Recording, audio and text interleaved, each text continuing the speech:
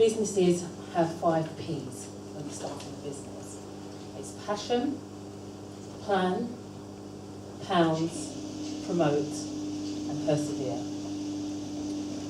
With passion, I believe that all businesses start with the passion. A passion for something that an individual feels that they can sell or promote to others and make money out of the idea.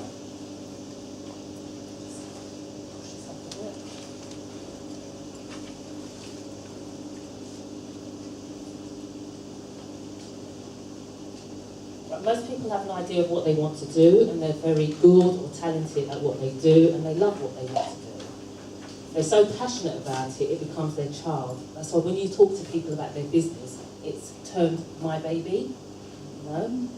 And to my mind, if you have an idea and you're not passionate about it, then it's just an idea that will never really get off the ground.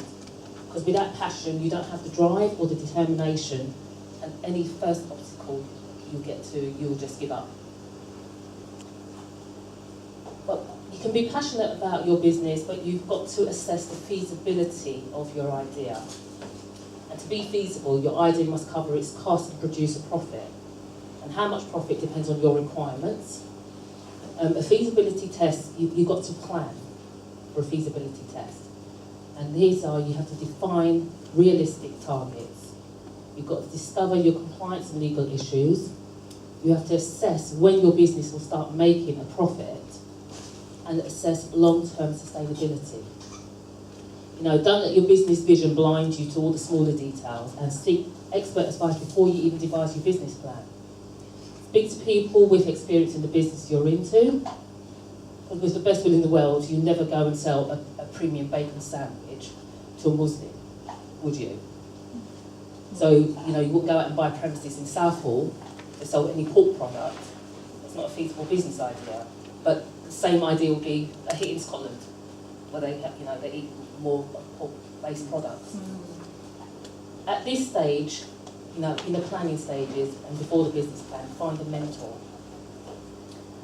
You find a mentor because that mentor will guide you through your processes, and you avoid like pitfalls with a mentor that you would ordinarily, you start your business, you go into it, I mean, without any guidance or anybody sort of saying, have you thought of this? No, don't do that.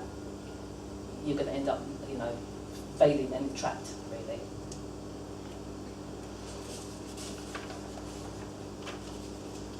When you're planning, you also have to define your market.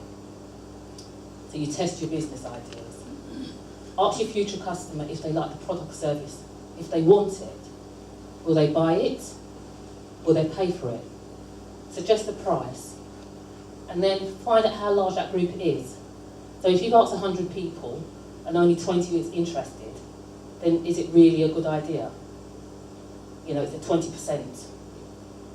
You know? And also ensure you ask the right people. There's no point in asking an 80-year-old about the latest sex toy unless you're speaking to Hugh Hefner. Seriously. You know, so define your market.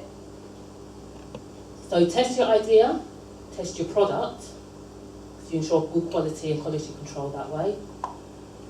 What is your USP, your unique selling point? What is it? Define what that is. Get people's feedback. And I have a motto of WIFT, what's in it for them? You know, like you go past the makeup counters in the department stores and they've got the latest cream out. But they don't say, oh, this is the latest cream, it's light and it's fluffy and it's this. They say, if you use this cream, it will take away your wrinkles, it will take you up your bags, your dark circles, your this. So they sell you the product, you know, and you're taken in by what it can do for you rather than the cream, because it's still just a cream at the end of the day. Really? And also go for the user experience yourself. So if you're devising something, use it yourself. And that way you know what your customer is, you know, the end experience for your customer is, because you've gone through that experience for yourself. And learn to appreciate both positive and negative feedback, because the negative ones are really the ones that are going to help you make your business grow. You listen to all the negativity, you know, and get it right. Remember, a satisfied customer equals repeat business. Yep. Okay? Sorry, I haven't finished this up.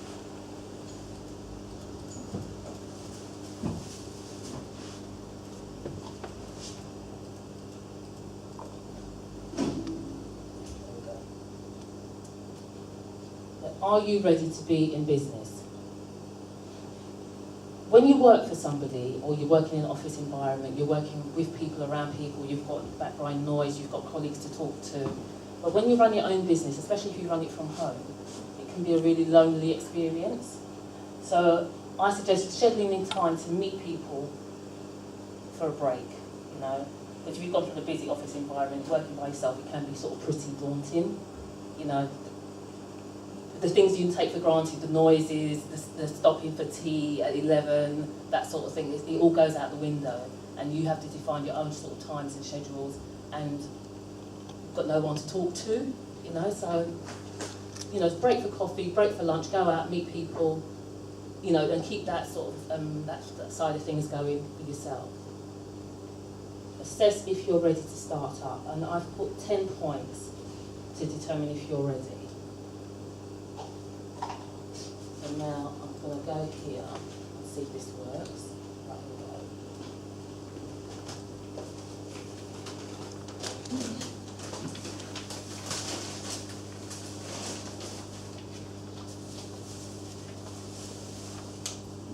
Right, here's the 10 points that I feel that will determine if you're ready to start a business.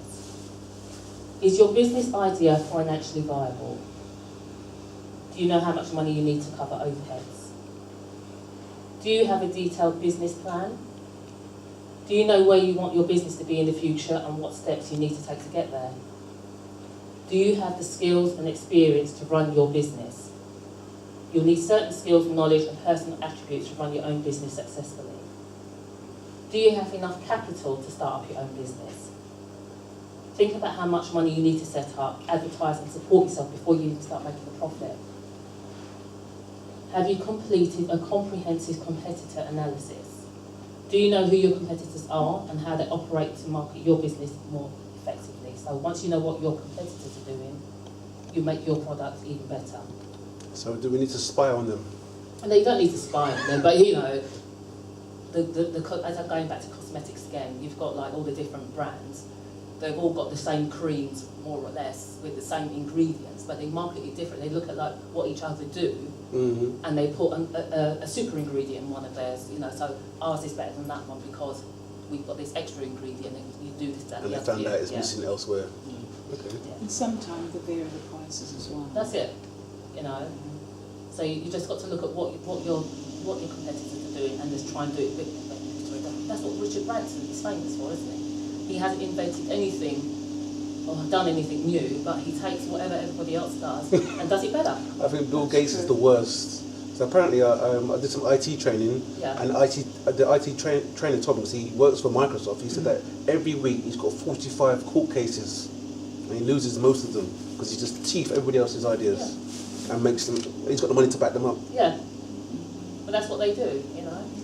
That's the business. Yeah. I do apologise for this is the automated blind. So, Do your products and services have compelling points of difference? Why would your customers buy from your business rather than your position? Again, what is your unique selling point? And have you taken care of all the legal and compliance requirements? So it's important to comply with the regulatory, legal issues, tax, national insurance, health and safety, the rest of it. Have you researched your market to establish that there's enough demand for your product? Are there enough people interested in the product and services, and is there room for growth? There's no point in just being a one-trick pony and you do one thing and you can't expand. Have you found reliable suppliers and worked out your input costs? So identify supply and staff costs and work out what you need to charge to make a profit. You know, because you buy something and you buy all your raw ingredients, etc. You make it, so you've got to factor in your time, your effort, you know, the money you spent, and then generate a profit. Like, you know, if you spent £5, sell it for like £10 or £15, then you've got your profit on top. Have you worked out your distribution, logistics, and costs? What's the cost of getting your goods to market? Factor this into your pricing, so you can be sure of profit margins. So that's the 10 points to determine whether you're ready to start up a business.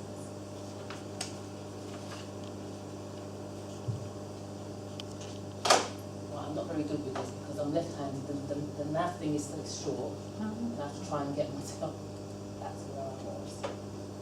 See?